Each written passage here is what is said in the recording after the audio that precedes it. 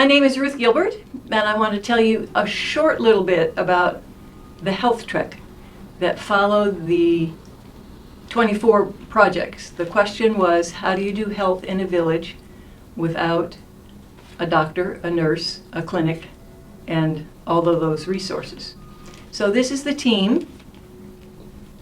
You can see under my eyes.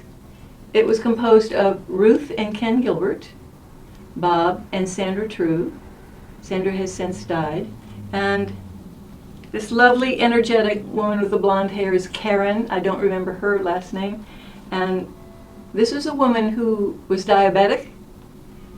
She went into shock one time in a boat, and we had to pour orange juice down her mouth. But we were a team. We went together to a bunch of sites, including Egypt, Korea, I think Hong Kong, and then we split into two teams, and somebody went to the Philippines, and the rest of us went to Africa, and then we joined up again in India, and there were some other places, but those were the main spots.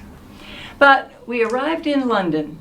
We got here from Chicago to London with all our baggage, and we all had 4 or 5 pieces of luggage. And when we got in London and were ready to do the international trip from London down into Egypt, we found out that our luggage limitations were much more restricted. So this was a time before TSA, and we had to figure out how to get everything we brought with us down to Egypt. It included a microscope so we could begin to talk about germ theory and how the water, little things that you can't see that are in the water, can make you sick.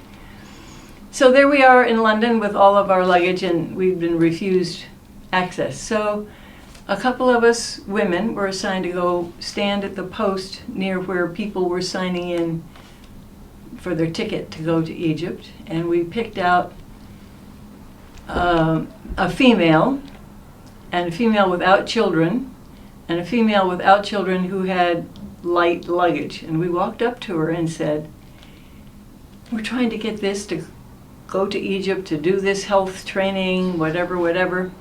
Would you sign one of our pieces of luggage on with yours and carry it down, and we'll get it right off the luggage rack when we get to Egypt? And so we got, I don't know, 15 or 20, we got a lot of luggage carried down by people who knew nothing of us or anything about us, and it was really fun. Anyway, then we got to Egypt, and I don't want to tell a whole lot more about that health trek because we need to get my husband, who would enjoy telling that. But I know that we had to check in with the imam to be sure we were killing the chicken correctly. It was a Muslim village, and a lot of other fun. But that London story in luggage is so bizarre now when you think about TSA and all the limitations that we have getting through.